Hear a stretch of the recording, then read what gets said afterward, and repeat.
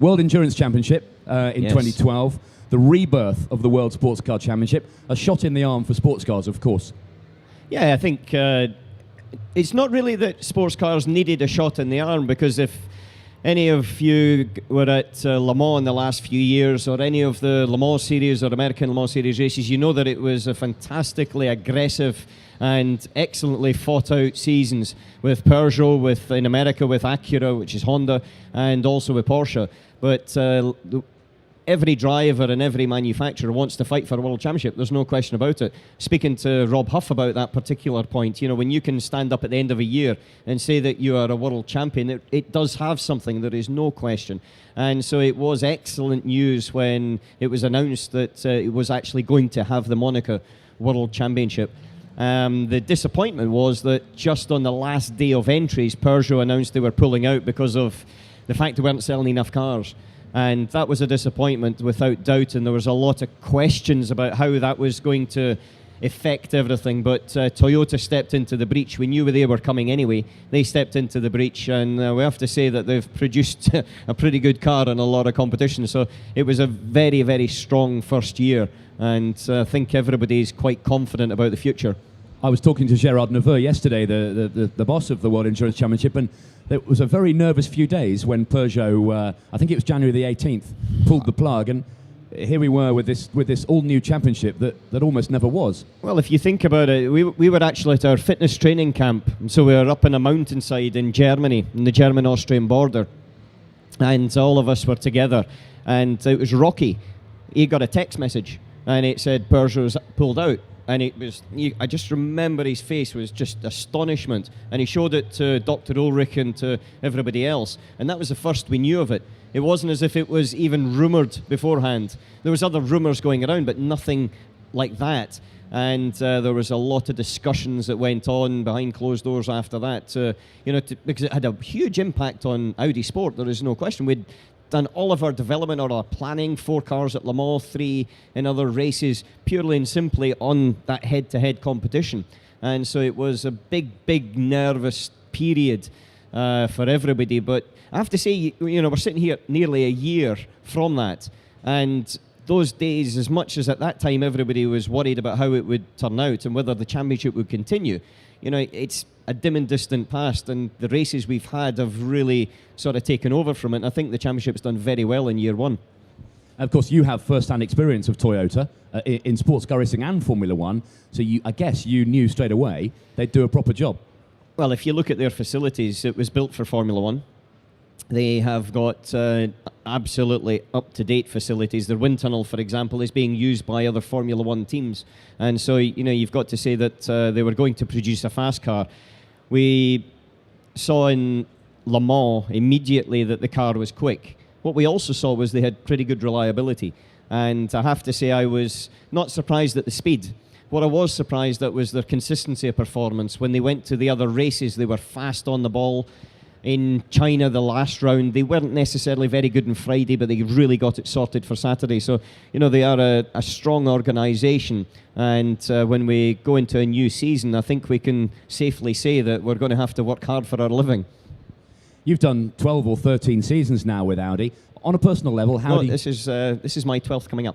Right. It's 11. I counted it the other day. 2000? 2000, but then I went off to Toyota for Formula One and Renault, missed a year, and then came back. Yeah, so okay. there was a few years in between. Not quite as many as Dindo Capello, who ended up at 19, or Emanuele Pirro, who's also here, who had like 15 seasons. Yeah. It's quite incredible. On a personal level, how did you rate your performance in 2012? I was very pleased with the speed, because I was the fastest Audi qualifier. I was on pole twice and on the front row the other times. And the only time I was beaten by my teammate was actually at Silverstone, which was a bit of a disappointment, my home ground, by 100th of a second. But I have to say, I was, you go into a season to win, and we finished second in the championship. We finished second at Le Mans and finished second at Daytona 24 Hours. So it was a bit frustrating there. You can't say it's a bad year, but it wasn't the year we had hoped for. And personally, and I know Tom is as well, we're working very hard off-season to ensure that doesn't happen again. You understand that the team game, don't you, at Audi? You've been there long enough. Your teammates in the other car won the championship, but that team game is important, isn't it? Well, there's two things to it. We race for Audi, and ultimately, from Audi's point of view, the important thing is an Audi wins, and ideally an Audi 1-2, and they have to be impartial. And that's one of the things that we're very fortunate over the years I've raced for them. I know that there is impartiality. We can race. And Le Mans was a perfect example this year. We were allowed to and encouraged strongly to race, even though it was going to be an Audi 1-2 and probably an Audi 1-2-3. And that has a certain element of risk about it from Audi's point of view. But that's one of the very positive sides, that we're racing drivers and we're allowed to push on. On the other side of it, the sister car with Andre, Ben and Marcel, they're a very strong combination as well. And they've developed, I would have said, a lot in the course of 2012. And they did a very good job. But ultimately, each driver team wants to win. And you want to make sure that it's your car that actually takes home the spoils and not the sister car. So there is that balance of, I would say, energies within the cockpits and also within the garages as well.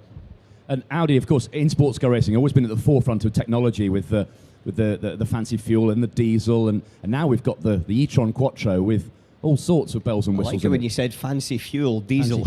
Yeah, but before that, the petrol injection, they pioneered that too, didn't they? No, Audi have, I would say, better than any other manufacturer, used sports car racing to not only show their technology but also to develop it. You know, the first one was the TFSI, the direct injection that you spoke about, the petrol back in 2002. And what they did there was unlike anyone else. They actually, this was when I was not with them, I was with Toyota in Formula 1 then. They actually raced it at Le Mans, and then when it won, the day after they said, oh, by the way, this was our new technology.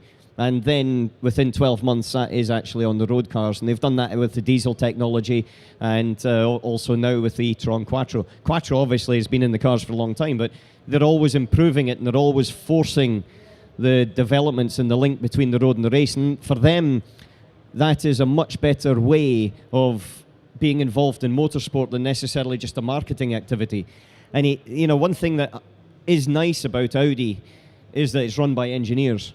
Right from the top to the bottom, they are an engineering-led company. So they've got the philosophy, right, that's what we need to win, that's what we need to be good in road cars. Now the accountants can go off and work out how to basically pay for it, and as opposed to the other way around. So, that engineering-led mentality, I think, sets them apart from any other manufacturers around. And it's a different dynamic in the team as well, because it's a very, very close one. At Le Mans, for example, we've got the board members actually in the garages sometimes all night watching, and because for them there's the technical interest as well as whether the car's actually winning or not. And for 2014, your old friends at Porsche are coming into play, which adds a whole new dimension, doesn't it? Especially with the technology that's planned. Well, the funny thing is, I hear they're promoting internally their 2014 Le Mans campaign, and it's got a picture of me in the last Le Mans winning car in 1998, which I find quite entertaining. But yes, they're back. Excellent news, because it's been a long time, far too long they've been out of it. We had the Spider program in America, but in reality, they want to be fighting at the head. They want to be fighting for ultimate outright victories. And, they're a good company. They're strong. They've got excellent tradition. And they're going head-to-head. And that's the nice part about it, is that head-to-head aspect of it. And I think it's a little bit like I was saying before about our internal race. We're allowed to race, and if they come with a different philosophy, just like Toyota has, they've got a different philosophy than we have. Then I think it makes it all the more interesting on and off track as well. Got to let you go. I know you're running around doing all sorts of things. You're back on later on. Yes. Love to see you lift the World Endurance Championship. Funnily enough, so would I. Yeah. Don't hold back, will you? No. And a third Le Mans win. That's the thing. I think I won't hold back. That's for sure. And a third Le Mans win, that would be luscious, wouldn't it? A 3 is a nicer number than 2. 2 is nicer than 1, and 1's definitely better than 0. And I sit and don't really think about these things too much. But when you are trying to win these big races, it's pretty tough, and nowadays it's tougher than I think it's ever been before.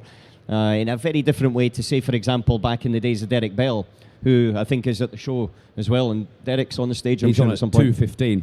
Derek, by the way, you've got to listen to him, because his stories of Le Mans, I've heard a few of them late at night, and they are very, very entertaining.